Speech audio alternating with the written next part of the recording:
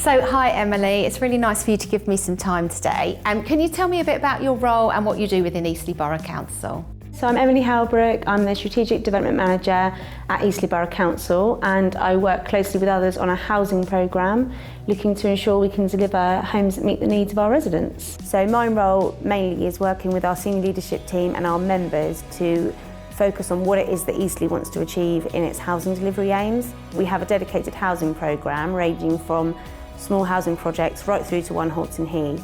And my role is to have an oversight of those projects and ensure that they meet our other strategic aims around health and well-being, the green borough and tackling climate change. So it's important that what we do addresses those issues.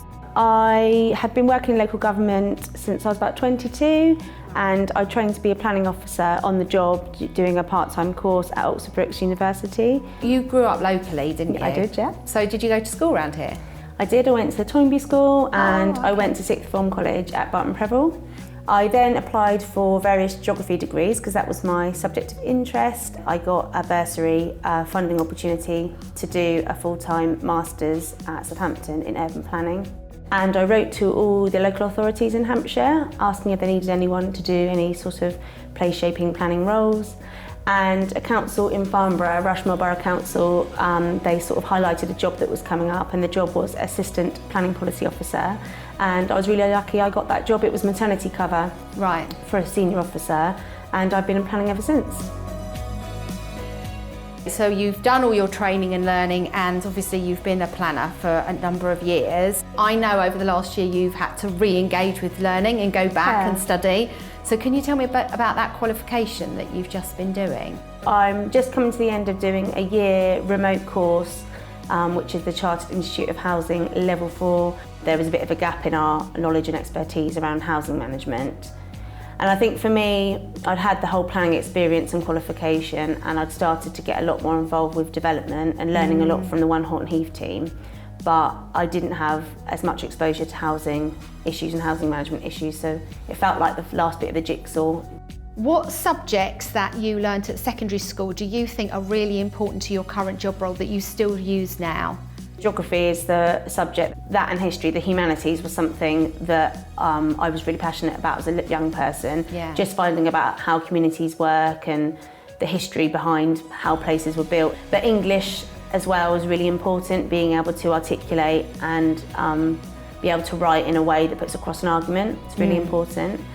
And I also did maths, so looking at graphs and figures, but also being able to, again, communicate quite complex statistical information.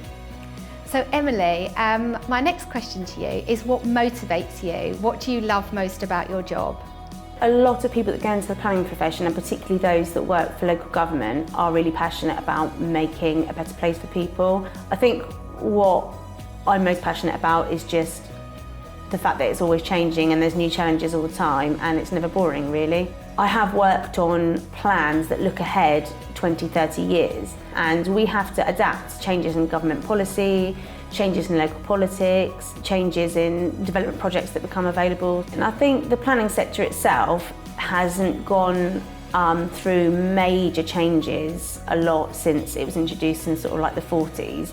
Sort of bumbling away in the background is potentially a massive change about how planners and people interface virtually. So whether that be visualising the way development looks or using apps and so on, and other sort of web-based things to engage people. And I think in my lifetime we'll see a massive move towards that. The net can be cast so much wider with web-based formats that I'm hoping that more and more people will be able to kind of put their views across and try and influence planning. Do you have any top tips of how you could come into this sector?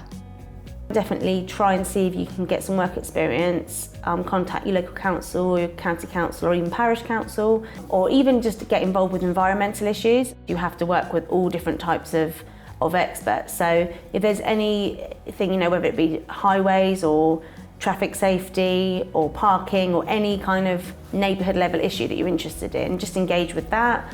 Brilliant. Emily, thank you so much for spending time with me today. It's just such a fascinating role, so I really appreciate it. Thank you. Thank you.